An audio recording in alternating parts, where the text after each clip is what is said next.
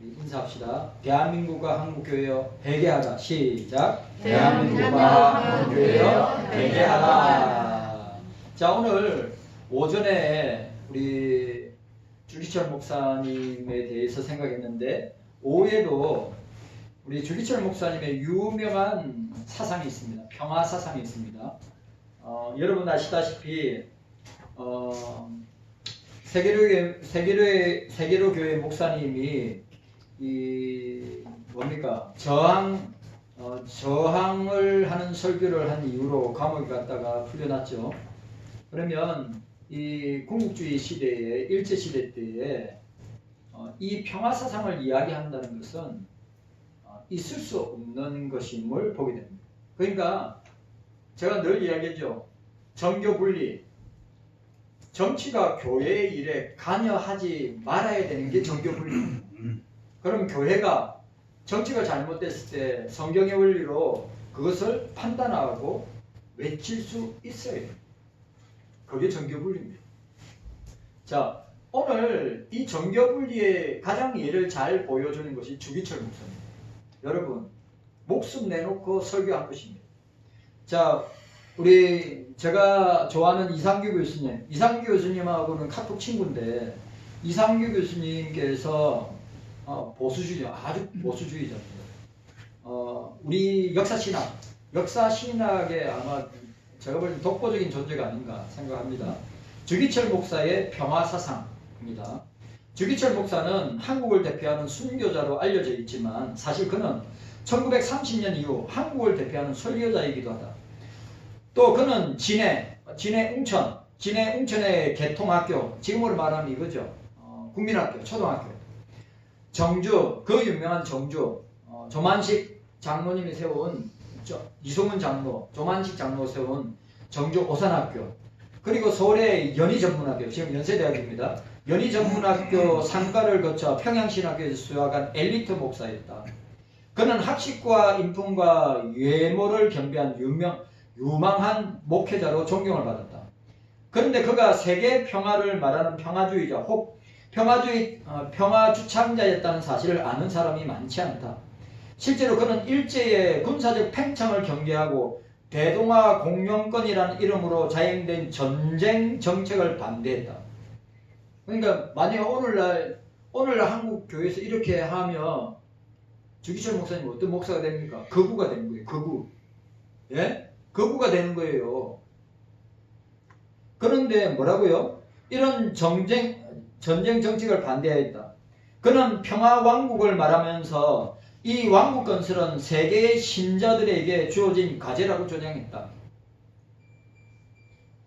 오늘 밥을 너무 마시네. 저는 매생이를 3그릇 먹었어요. 나는 안 졸잖아요 지금. 나는 매생이를 3그릇 먹었다니까요. 그래 반찬 도라지를 워낙 많이 가져와서 도라지 먹는데 막 여름 배가 터지는 줄 알았어요. 도라지 그래도 아까우니까 약 도라지니까 약 먹고 또 마늘종 그거 또 멸치까지 까여가지고 나는 마늘종도 2번이나 먹었어요. 그래가지고 매생이 3그릇, 밥은 보세요. 탄수화물은 요만큼 먹고 반찬을 그릇에 가득 담아가지고 저는 밥인지 반찬인지 맛있게 먹어놓고 왜 그래요? 아니 그래 아마 오늘 밥을 내가 제일 많이 먹었을 텐데 저는 안 졸잖아요 지금.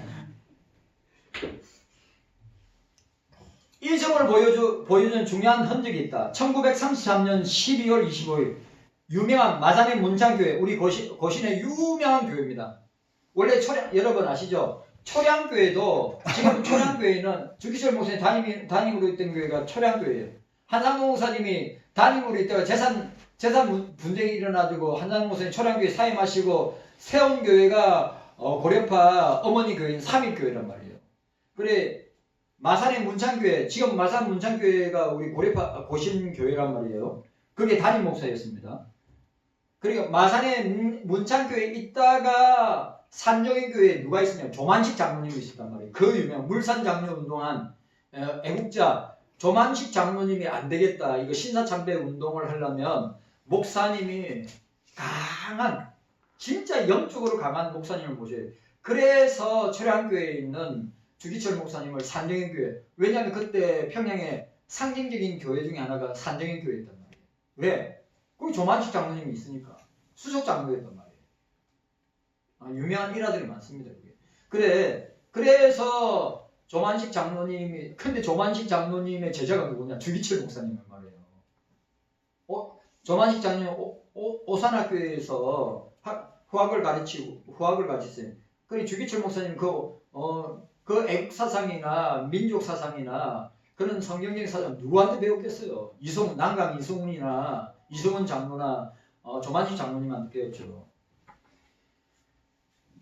그래, 마산의 문창교에서 행한 성탄절 설교 제목이 이렇습니다. 성탄절을 당하여 세계의 신자에게 격을 전하노라.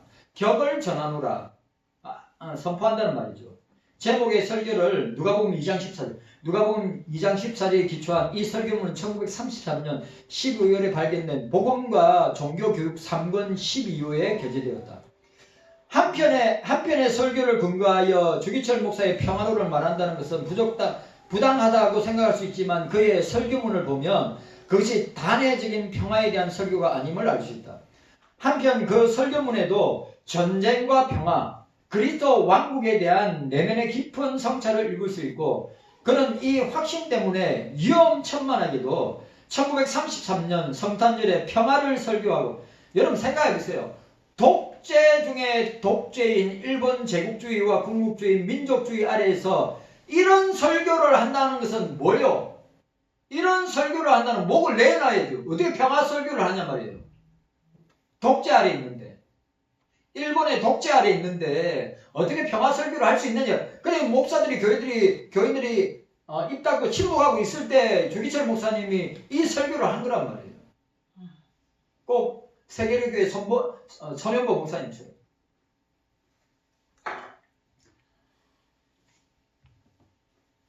(1934년) 성탄절에 평화를 설교하고 이를 총독부, 이것도 총독부가 감찰하는 정기 간행문에 이 설교를 게재했단 말이에요. 그는 전쟁 정책의 이념적 근간이 되는 신사참배가 공식적으로 제기되기 이전인 1931년에, 그래 이것도 유명한 겁니다. 신사참배가 공식적으로 이제 일본이 한국 교회를, 그래 다른 교단은 감리교, 침례교, 뭐 성공회 그런 이단 사이비까지 다 신사참배 가결을 하기로 했는데 딱 하나만 남은 게 뭐냐? 장로교만 하나가 남았어요. 그때 장로교는 하나밖에 없었어요. 그때 장로교는 하나였어요. 하나. 다른 침례교든지 감리교든지 성공회든지 뭐 로마 천주교든지 전부 다 신사참배 다 가결해서 총회했어. 근데 딱 하나. 그러니까 눈에 가시와 같은 게, 일본 조선 총독부에서 눈에 가시와 같은 게 뭐냐? 조선 예수교 장로회예요. 그런데 아시죠? 1938년도 9월 10일 날 서문박 교회에 그때 총회장이 홍택기라 그랬죠. 그래 그 사람에 의해서 총회장 부총회장이 김길창입니다. 그 사람도 또 유명한 사람들이에요. 여러분, 그래 경남 부산에 있는 사람들 목사들 다 끄집고 데려가죠. 홍택기 김길창이 목사들 다 끄집어 송도 앞바다, 부산에 있는 송도 앞바다에 끌고 와서 천조 대신 천황 이름으로 세례를 다스려. 그 유명한 사람. 누가 그걸 주도했느냐? 홍택기 김길창. 아마 지옥에서 아마 지옥의 유황불에서 고통 아닌 고통을 영원히 당하고 있을 겁니다.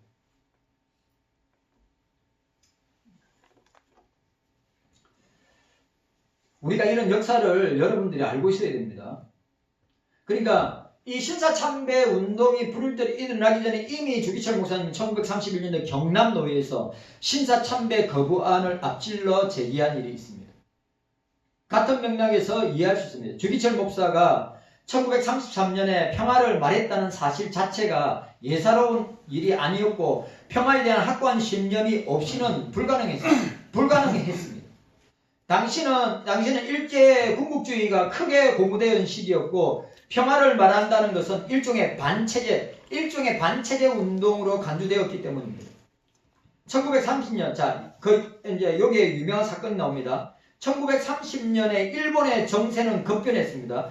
일본은 1931년 9월 18일 날에 남만주 봉천 인근의 유타오후 철도를 폭파하고 1월 9일로 만주를 침략을 감행했다. 이른바 만주사변이었다. 곧 전면적인 중일전쟁으로 그리고 태평양 전쟁으로 확대되어 전치체제로 돌입했다. 이때부터 15년 동안, 자 보세요. 1945년 한국 갈 때까지 15년 동안 전쟁을 하게 됩니다. 만주사변 아시죠? 만주사변. 여러분 아시죠? 만주 땅이 우리나라 땅입니다. 만주가 우리나라 땅이에요. 제가 심양, 심천, 심양인가 갔을 때 그게 만주 벌판이란 말이에요. 곡창지대 만주 벌판. 그게 우리나라 땅이에요. 간도 우리나라 땅입니다. 우리가 힘이 없어가지고 빼앗긴 거지. 중국한테. 중공한테. 군국주의자들은 1932년 이른바 5.15 사건을 일으켜 이누카이 스요시 수상을 살해하고, 이게 아주 나쁜 놈들이죠. 일본 수상을 살해하고 군부가 일본을 장악해서 뭘 하느냐? 천황 중심의 황도주의 이념으로 신사참배 정책을 전면에 등장시킵니다. 신사참배 요구는 전쟁 정책을 수행하기 위한 이념적 토대란 말이죠. 바로 이런 현실에서 평화를 말한다는 것은 불경선인임을 자인하는 일이다. 바로 이런 시기에 주기철 목사는 위의 제목의 설교에서 평화를 설교한 것이다. 그 누구도 평화를 말하지 못할 때 그렇다면 주기철의 평화로는 어떤 것인가? 우선 주기철 목사는 예수는 평화의 왕으로 임하셨다고 말하면서 그가 가지고 온 평화의 왕국이 곧 그리스도의 왕국이라고 말한다. 그는 그리스도의 왕국은 본질적으로 평화의 왕국이며 그 중심에는 평화의 왕 그리스도가 계시며 그 왕국의 성격을 이사야 11장 6절에서 9절. 자, 이사야 찾아봅시다. 이사야 유명한 말씀이죠. 이사야 11장. 여러분들이 잘 아는 말씀입니다. 자, 이사야 11장. 그 유명한 구절입니다. 주님의 나라가 어떤 나라인가를 보여주는 거죠. 평화의 나라. 주님은 평화의 왕. 우리는 평화의 백성. 자, 6절에서 9절. 이사야 11장 6절에서 9절. 6절에서 7절 8절 9절. 자, 합독합니다. 시작. 그때 이리가 어린 양과 함께 가며 퍼범이 어린 염소와 함께 누우며 송아지와 어린 사자와 살찐 짐승이 함께해서 어린아이에게 끌리며 암소와 곰이 함께 먹으며 그것들의 새끼가 함께 엎드리며 사자가 소처럼 풀을 먹을 것이며 젖먹는 아이가 독소의 구멍에서 장난하며 젖된 어린아이가 독소의 굴에 손을 넣을 것이라. 나의 거룩한 산 모든 곳에 해됨이 없고 사람도 없을 것이니 이는 물이 바다를 덮은 같이 여호와를 아는 지식이 세상에 충만할 것임이니라. 아멘. 이게 제가 주기철 목사님의 사상과 저 사상이 똑같단 말이에요. 무슨 말인지 이해가셨습니까? 주님의 나라는 평화의 나라다. 그 평화의 나라의 왕은 평화의 왕이신 예수 그리스도다. 그리고 우리는 그 평화의 나라의 예수 그리스도의 평화의 왕인 예수 그리스도의 평화의 백성이다. 주기철 목사님이 이 평화 사상의 핵심이란 말이에요. 그리스도가 궁극적으로 이 세상의 평화를 이루시는 분임을 말하고 있다. 이 평화는 그리스도의 초림으로, 아주 중요한 말, 그리스도의 초림으로 시작되었고, 그러니까 예수님의 초림으로 주님의 나라가 임했죠. 그리고 예수 그리스도의 재림으로 완성될 거란 말이죠. 우리의 구원도 그리스도의 재림을 통해서 완성될 것이다. 완성된다고 인식하고 있다. 이 평화의 왕국이 세상의 왕국을 정복하고 합병하여 마침내 이사야 11장 6절의 평화의 왕국을 성취하게 된다고 보고 있다. 둘째, 주기철 목사는 평화는 인류 보편적 가치이며 그리스도가 다스리는 평화 왕국은 개국가의 이해를 초월한다고 말하면서 민족주의 혹은 국가 우선주의를 비판한다. 우리나라도 지금 정부도 여기에서 벗어날 수 없어요. 내가 볼 때. 이재명도. 주기철 목사님의 성경의 원리를 따지면 주기철 목사님이 이렇게 말한다. 국가와 국가 사이에는 아직도 나를 위하여 남을 죽이는 사탄의 법칙을 지키고 있습니다. 국가를 위한다는 명목으로 국가를 위한다는 명목으로 그 어떤 잔인, 살벌, 부도덕, 인정한 일을 할지라도 양심에 하던 가책을 느끼지 않고 있습니다. 지금 정부가 그렇게 하고 있잖아요. 주기철 목사님이 일한 것처럼 이야기한 것처럼 지금 정부가 이재명이가 지금 정부가 그게 양심에 하던 가책을 느끼지 않고 있다. 국가를 위하여서는 예수도 뒤에 있고 성경도 뒤로 드는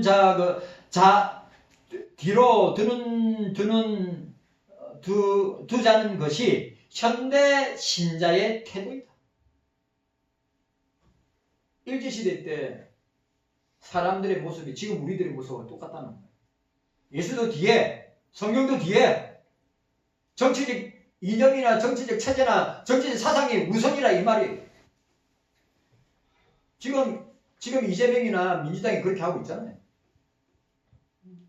자기 민족이나 국가를 최고로 여기는 국가주의 혹은 민족주의가 그리스도 왕국의 실현을 방해하는 것으로 본 것이다.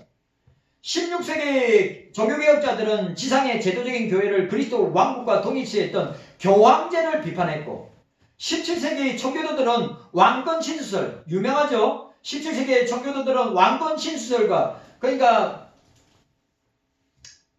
누굽니까? 지기한 판사가 찰스 1세를 인용했단 말이죠. 그 누굽니까? 크롬멜. 청교도 목사들과 청교도 목사들과 함께 연맹하여서 찰스 1세를 물리치고 공화정, 그러니까 다른 말로 말하면 청교도의 나라, 기독교의 나라로 크롬멜이 만들었죠. 그래 그 축출한 왕이 찰스 있습니다. 그 지기현이 그걸 인용한 거예요. 그래 여기에 17세기 청교도들은 왕권 신수술과 국가의 교회 지배가 그리스도 왕국을 방해한다고 보았다. 왕권 신수술과 국가의 교회 지배가 그래 헨리 8세가 성공회를 만들어 어떻게 해요? 교회 위에 왕이 있다 이거예요. 그게 이거잖아요. 왕권 신수술 아니에요. 근데 주기철 목사님은 이 17세기에 이 청교도들 크렘멜이 중심이 되는 청교도 목사들이 왕권 신수술과 국가의 교회 지배가 그리스도 왕국의 실현에 방해되었다고 보았다면 주기철 목사는 8갱 1후의 성전이라는 이름으로 타국을 침략하는 대일본 제국의 군국주의가 평화왕국 실현을 방해한다고 본 것이다. 셋째로 주기철 목사는 제국주의가 평화왕국을 방해한다고 말한다. 기독교인들마저 자 이거 보세요. 기독교인들마저 이런 이데올로기에 침몰되어 하나님의 자녀된 형제 자매를 죽였다고 말하면서 이것은 국가라는 우상 앞에서 충성일지는 모르나 예수 그리스도에 대하여는 얼마나 큰 반역인가라고 주기철 목사는 묻고 있다. 그러면서 그는 영국의 인도 지배와 미국의 군비 확장에 관하여 기독 신자를 언급하지만 내면으로는 일본의 제국주의를 비판하고 있다. 결국 주기철 목사는 민족주의 혹은 제국주의의 팽창이 전쟁의 원인임을 지적하고 있다. 넷째로 주기철 목사는 민족과 국가를 초월한 그리스도인들의 결집을 주창했다. 중요한 말이 있습니다. 뭐요? 주기철 목사님이 일제 시대 때 그리고 저와 여러분들이 처한 이 시대 때 주기철 목사님 민족과 국가를 초월한 그리스도인의 결집을 주창했다. 그냥 한국교회는 뭐예요? 회개하면서 하나 되어서 싸워야 된다. 반기독교, 반성경적인 작태를 행하는 법을 만들어서 교회를 탄압하고 교회를 문 닫게 하는 저런 것을 하는 정부를 향해서 어떻게 주기철 목사님이 뭐라고 이야기합니까? 그리스도인들이 결집해야 된다고 주장하는 거예요. 외쳐야죠. 말해야죠. 안 그러면 일제시대 때 침묵한 교회들, 신사참배에 동조한 교회들, 침묵한 교회들은 어떻게 됐습니까? 그 하나님이 그렇게 우상을 섬기고 신사참배를 하고 천황을 섬긴 죄로 말미암아 유교 전쟁이 터지지 않습니까? 우리도 마찬가지예요. 침묵한다면 주님이 주신 이 평화를, 교회에 주신 이 평화를 우리가 침묵하고 말하지 않고 싸우지 않는다면 주님이 반드시 징계하고 심판할 것이라는 것은 불을 끄듯 하는 것입니다. 그는 주기철 목사는 예수의 피로 한 혈맥을 이룬 세계의 형제 자매는 국가와 민족을 초월하여 예수 안에서 하나가 되어야 한다고 호소한다. 또 세계의 기독 신자는 대동단결하여 예수 기치 아래 모여 이 세상 왕국 사탄의 왕국을 향하여 싸우지 않으면 안 된다. 맞지요? 그러니까 사단이 뭡니까? 이재명 정부나 민주당을 붙들어 가지고 기독교, 예수 그리스도의 왕국, 복음을 전파하는, 평화를 전파하는 교회를 탄압하고 목사와 교인들을 탄압하고 있지 않습니까? 그럼 주기철 목사님의 논리대로라면 침묵해야 되는 거냐 말이에요. 주기철 목사님의 논리들은 그 시슬펄펄한 일제의 칼날 앞에 이 고문 앞에서도 성경의 원리와 예수 그리스도의 복음을, 평화의 왕이신 예수 그리스도의 평화의 복음을 선포했던 목사님처럼 그렇게 선포해야지 침묵해야 되느냐 이 말이. 침묵하니까 이렇게 된 거예요. 한국교회가. 또 이 설교 나가면 또 내가 고발당할 수도 있어요. 고발당해가지고 감옥 가면 또 다른 목사가 올라오면 모르겠네.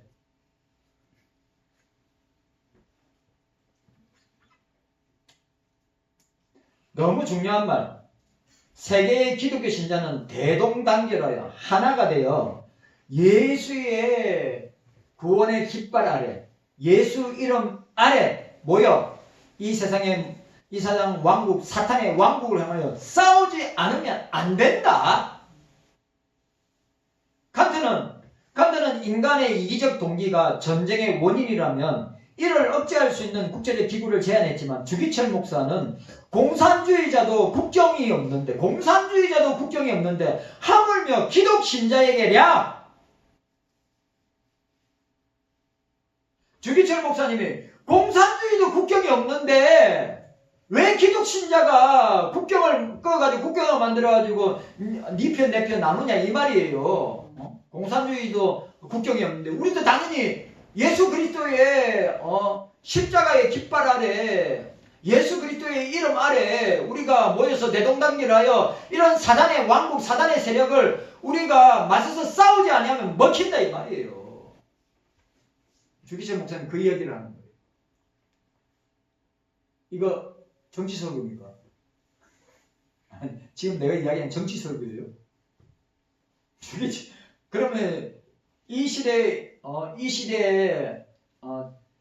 좌파 원리로, 종북주사파 원리로 따진 주기철 목사님은 거구 중에 거구고 그냥 꼴통 보수 목사가 되는 거예요.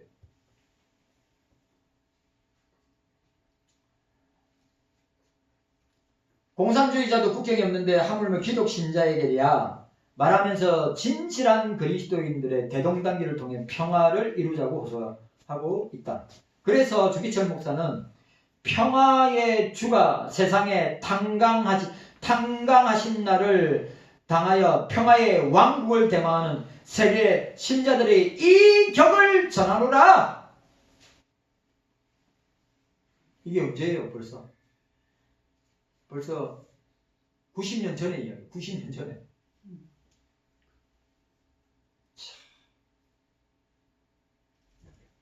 내가 유 목사가 만약에 이 설교하면 또 정치 설교한다고 그러고 또 뭐 거부라고 또 주기철 목사님 저보다 더 해요.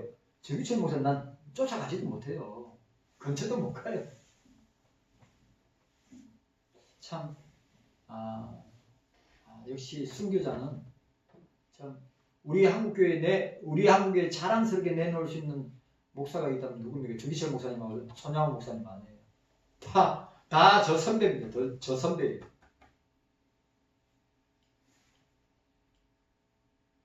깨닫는 은혜가 저와 여러분들에게 있기를 주의 이름으로 축원합니다. 아멘. 정신 바짝 차려야 돼요.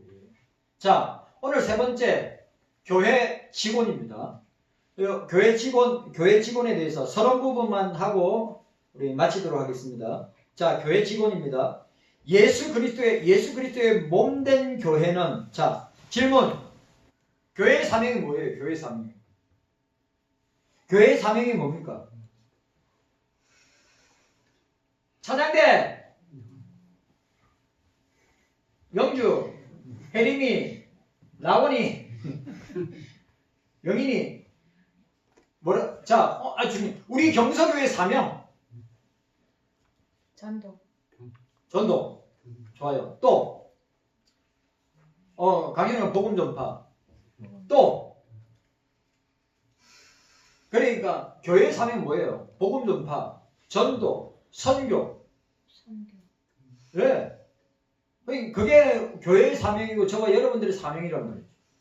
중요한 겁니다. 예수 그리스도의 몸된 교회의 사명은 예수 그리스도의 은혜의 복음을 전파함에 있어 나의 생명을 조금 더 귀한 것으로 여기지 아니하노라. 네.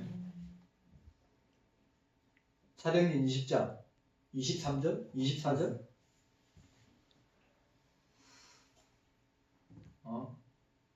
주께 받은 사명, 은혜의 복음을 전파함에 있어 내가 생명을 조금 더 귀한 것으로 여기지 아니하노라. 이게 교회의 사명이고 저와 여러분들의 사명이라는 거예요. 이러한 사명을 이루기 위해서 예수 그리스도께서는 교회의 성도들을 목양하고 가르치고 다스리고 몸된 교회를 위하여 봉사하도록 하기 위해서, 자, 보세요. 아주 중요한 말 나왔어요. 예수 그리스도께서 교회의 성도들을 자, 보세요. 예수님이 경서교회 목자장은 누구요?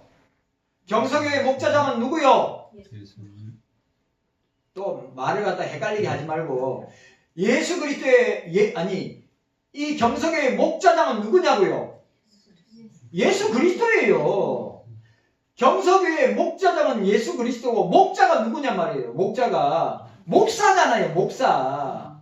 예수 그리스도의 목자장이신 예수님의 목자권을 목사한테 주었단 말이에요. 그럼 보세요. 경서교회를 목양하고 가르치고 다스리고 봉사하도록 하기 위해서 뭘 하느냐? 직분을 주시는 거예요. 장 집사님, 자, 뭐라고요? 주님의 교회를 목양하고 가르치고 다스리고 봉사하기 위해서 뭐예요? 직분을 세우는 거예요. 그래, 여러분, 이 직분은 우리 성경에 여러 가지 직분이 있습니다. 그리고 성경에 없는 직분도 있어요. 자, 성경에 없는 직분이 있어. 뭘까? 성경에 없는 직분인데 한국교회가 일반적으로 사용하는 직분이에요. 뭐예요? 뭐죠, 뭐? 장 기사님이 이야기했어. 권사야, 권사. 권사는 성경에 없어. 권사는 성경에 없어요. 자, 보세요. 목사 있죠? 안수집사 있죠? 장로도 있어요. 권사가 없어요. 권사가. 근데 그거는 이제 2000년 기독교 역사 가운데 특별히 이 제도가 어디에서 우리나라에서 꽂힐 거예요. 우리나라에서. 자, 여기 남자가 몇 명 있어요? 나 한 명. 장 집사님, 우리 동주, 우리 김기동 형제, 우리 성주. 그러면 한 명, 두 명, 세 명, 네 명, 다섯 명이죠, 그죠? 그 다음 다 누굽니까? 여자입니다, 여자. 교회에 여자가 없으면 남자가 어저께 내가 결혼식장 갔다 왔단 말이에요. 김영재 목사님, 여러분 아세요? 김영재 목사님 부페 진짜 비싼 이제 교회에서 결혼했단 말이에요. 나는 우리 자녀들이 우리 교회에 우리 자녀들이 교회에서 결혼하기를 내가 간절히 바라고 소원해요. 예식장보다 교회에서 결혼하는 게 100배 천배 나아요. 진짜로. 우리 경서교회에서 결혼해도 됩니다. 결혼해도 돼요. 여기 앞에 신랑 신부 서고 내가 주례하고 여기 네다섯 명 꾸역꾸역 밀어가지고 앉고 밑에 식당에다가 뷔페 어제 뷔페 굉장히 비싼 거예요. 굉장히 돈 많이 들어갔긴 해요. 내가 말씀 안 하시더라. 그래 뷔페를 했는데 여러분 생각해 보세요. 나는 항상 어떻게 하냐면, 자, 뷔페집에 가면 항상 풀떼기 먼저, 좀 맛있는 풀 쭉 담아가지고, 그 다음에 뱃속에 채우고 난 뒤에 뭘 하냐면, 고기나 생선 종류나, 그렇게 했단 말이에요.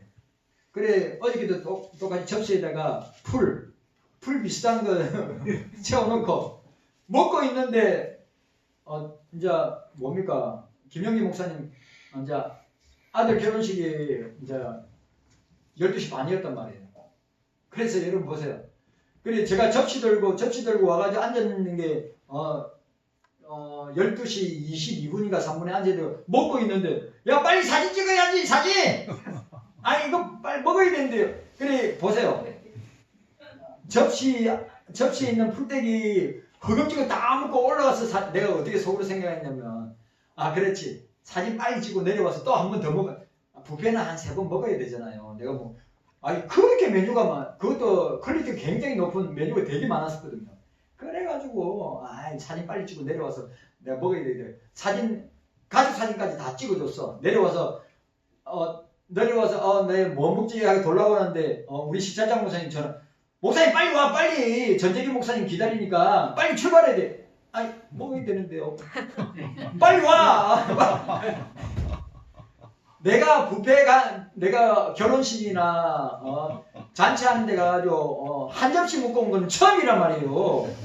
제가 보통 3-4번, 4-5번까지 먹는데, 어저께, 그리고 또, 노예, 축의금 냈죠. 제가 축의금 다 준비해가지고, 노예 시철에 또 교회 이름을, 목사 이름을 또 했죠. 김우성 목사님한테 그래요. 목사님, 이거 한 번 더 먹고 가면 안 돼. 나도 한 번만 먹었어. 빨리 가. 그래 왔단 말이에요. 진짜 아쉬운 마음으로. 그래 어저께 결혼식을 하는데 그 예식장 예배당이 결혼 예식하기 너무 그러니까 식당 1층과 2층에다가 뷔페를 세팅해놨단 말이죠. 무슨 말입니까? 교회에 남자만 있으면 안 됩니다. 여자만 있어도 안 됩니다. 결혼은 혼자 결혼합니까? 결혼은 혼자 해요? 아니잖아요. 남자와 여자가. 교회도 여러분 남자 숫자는 5명밖에 안 돼. 다 여자잖아요. 근데 일은 누가 다 합니까? 여자들이 다 해요. 남자들은 폰만 잡고. 오해하지 마세요. 또 오해하지 마세요. 남자들은 또 얼굴 역할을 하고 여자들은 뒤에서. 초대교회도 그랬어요. 초대교회에서 히브리 가부들하고 헬라파 가부들이 싸운 이유가 뭐예요? 사도들이 그런 일에 괜히 간섭했다가 그래 안수집사 세워가지고 거기 맡기고 기도하는 것과 말씀 전하는 일에 전무하겠다고 사도들이 이야기한 거 아니에요. 그러니까 여러분 보세요. 직분 무용론을 이야기하는 사람 있을 수 없는 거예요. 왜? 성경에 있는 직분인데 직분 필요 없다. 직분 무용론 이야기하면 안 됩니다. 근데 왜 직분이 필요한가? 주님이 피로 사신 이 경석에 왜 직분이 필요한가? 목양하고 가르치고 다스리고 봉사하기 위해서 직분이 필요한 거예요.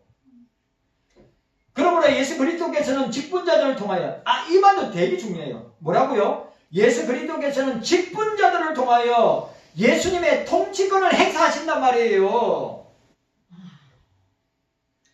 이게 굉장히 중요한 말이란 말이에요. 예수 그리스도께서 직분자들을 통하여서 예수님 자신의 통치권을 행사하시고 일하신다는 말이에요. 이거 굉장히 중요한 말이에요. 그러니까 주님이 직분자 아닌 사람을 통하여 일하시지 않는다 이 말이에요. 목사가 됐든 장로가 됐든 안수집사가 됐든 권사가 됐든 집사가 됐든 권찰이 됐든 직분을 세워서 그 주님의 뭘 주신다고? 통치권을 행사하고 일할 수 있도록 주신단 말이에요. 그래서 직분자를 세우는 거예요.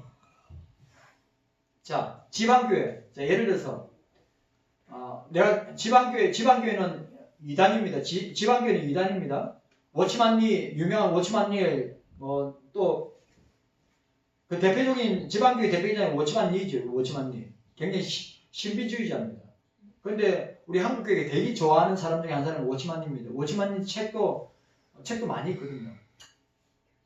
그리고 위트니스 리하고 워치만 리가 있는데 위트니스 리는 이단 사상이 너무 강하고 워치만 리는 다들 중국 사람입니다. 근데 지방교회는 여러분 지방교회는 직분이 없습니다. 다 형제자매입니다. 지방교회는 직분이 없다니까요. 다 형제자매입니다. 그러면 그 사람들 주일날 뭐 하느냐? 은혜 받은 사람이 나와서 성경 읽고 자기 은혜 받으면서 나눕니다. 근데 그 지방교회 사람들 굉장히 신학적으로 성경적으로 자기들은 굉장히 깊고 탁월하다고 생각해요. 그럼 기존에 있는 교인들, 기존에 있는 목사들을 아주 낮게 봐요. 우리 시장통에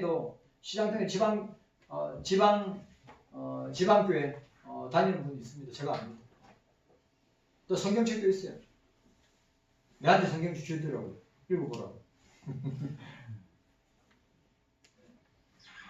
저 워치만리 책이 있습니다. 잘 분별해서 읽긴 읽어야 되는데 우리 좀 신비적인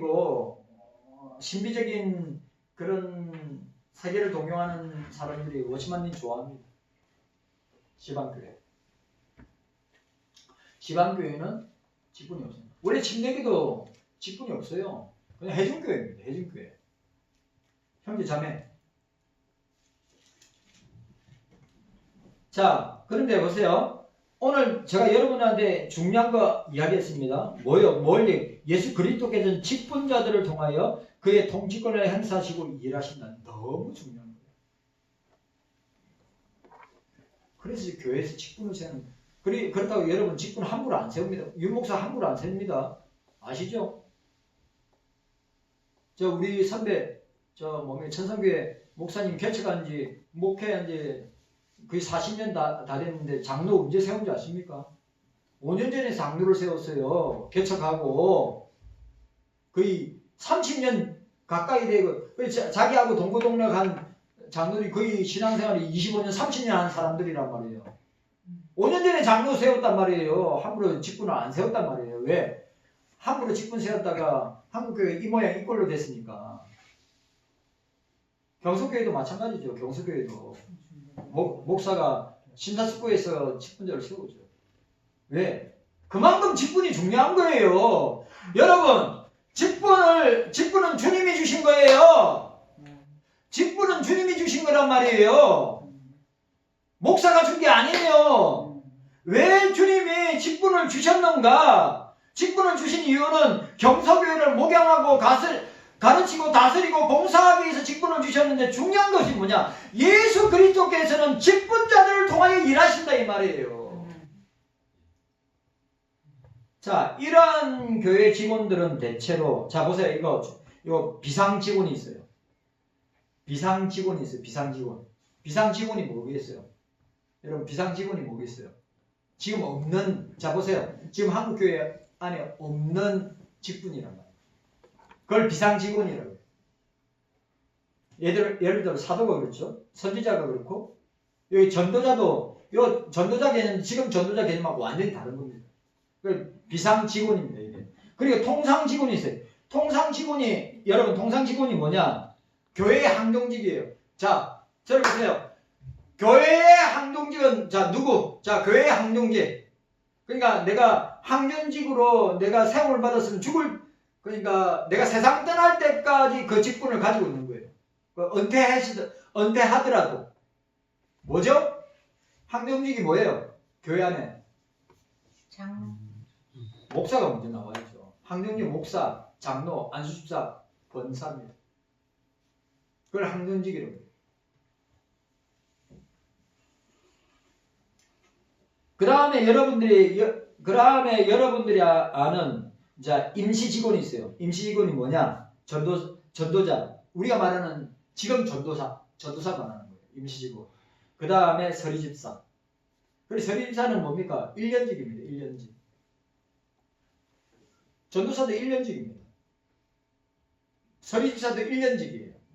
그리고 1년마다 직분을 세웁니다. 서리집사들. 근데 항종직은 어떻게 됩니까? 받았으면 죽을 때까지 그 직분을 가지고 있습니다. 그 다음에 준직원. 준직원이 뭐겠어요? 신학생입니다.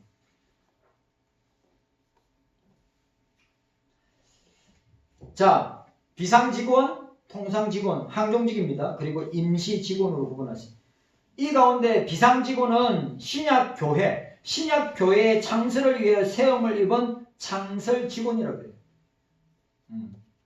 때문에 교회가 창설된 이후에 계속되지 않고 지금은 없죠. 근데 신사도 운동한 사람들은 어떻게 하는가? 집에 사도래. 여러분 작년 10월달에 WA 사무총장 구딜 사나 지가 사도래. 지가 사도래요. 신사도 운동하는 사람 자기가 사도야. 근데 우리는 사도 비상 직원이기 때문에 창설 직원이기 때문에 그때 잠시 있다가 사라진 직분이란 말이죠. 사도, 선지자, 전도자. 그러니까 여러분 전도자 가운데 전도자 많죠. 빌립도 있고 마가도 있고 바나바도 있고 실라도 있고 디모데도 있고 디도도 있어요. 선지자. 여기에 예언을 담당한 하나님 계시를 예언하고 권면한 성도들을 세웠던 사람들. 비상 직분이란 말이에요. 선지자. 있어요. 에베소 4장 11절 이하에 보면 나옵니다. 그런데 이 비상직원, 창설직원은 이미 폐지되었고 이후에 통상직원을 세워 교회를 돌보겠다. 자, 임시직원은 성경에 규정하고 있지 않지만 임시직원은 성경에 규정하고 있지 않지만 항존직인 통상직원을 그러니까 항존직에 있는 사람들을 도와서 교회를 보다 원활하게 하기 위해서 임시로 세운 직원들이 임시직원이다. 오늘 서론 부분은 여기까지. 주님 감사합니다. 깨닫는 은혜가 있게 하여 주옵소서. 예수님의 이름으로 기도합니다.